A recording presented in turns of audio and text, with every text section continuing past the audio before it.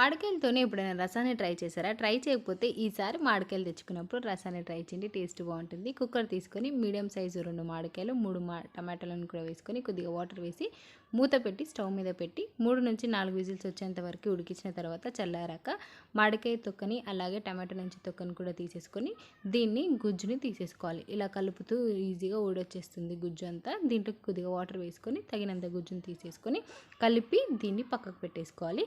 Pan తీసుకొని కొద్దిగంత oil వేసి oil heat అయిన తర్వాత పోపు దినుసులు వేసుకొని కరివేపాకు అలాగే పచ్చిమిర్చి కొద్దిగంత ఇంగువ ఆనియన్ కూడా వేసుకొని కలుపుతూ ఫ్రై చేసుకోవాలి.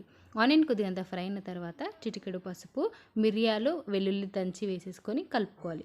ఆనియన్ బాగా ఫ్రై అయిన తర్వాత మనం రసం కూడా వేసేసుకొని కొద్దిగా వాటర్ వేసి తగినంత కారం, ఉప్పు, రసం పౌడర్ వేసేసుకొని కొద్దిగంత కరివేపాకు వేసి బాగా కలిపి మసలించుకోవాలి.